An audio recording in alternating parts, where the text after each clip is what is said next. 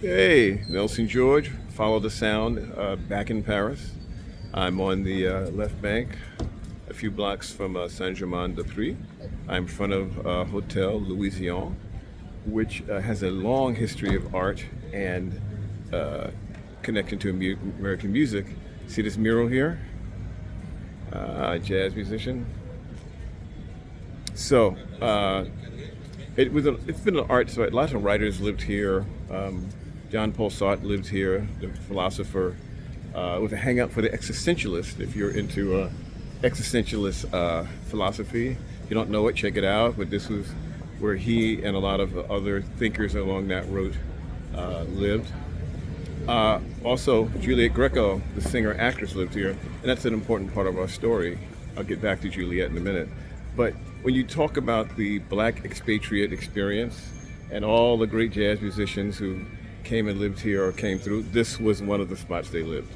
Bud Powell, Quincy when he was working in the 50s here, basically also just coming through, Monk, Herbie Hancock, anybody who came through town kind of stayed here. And there was a number of other spots. There's another hotel around the corner this spot was sort of, La Louisiane was sort of the major one.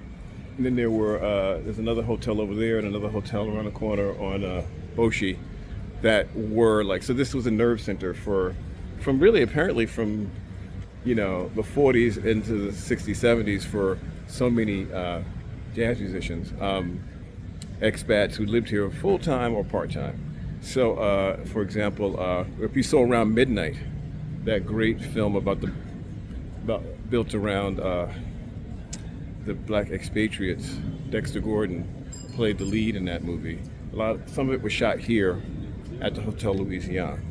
So it's definitely a huge part of that legacy. Now, also, I just want to connect it to the larger black expatriate community that was here.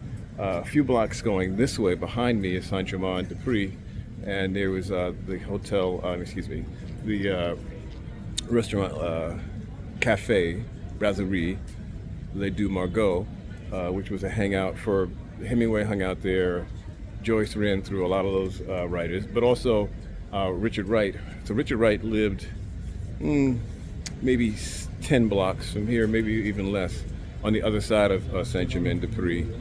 He lived on Massour de La Prince. He lived 14 Massour La Prince, which I've been to a couple of times. So famously in 1953, at that particular restaurant, there was a big fight conversation between Wright Baldwin with Chester Himes as a witness, and that happened just a couple of blocks from here. So we're here now it's the 25th 2025, but here, it's kind of crazy to be back in a spot that had so much of the history of black music here in the middle of France.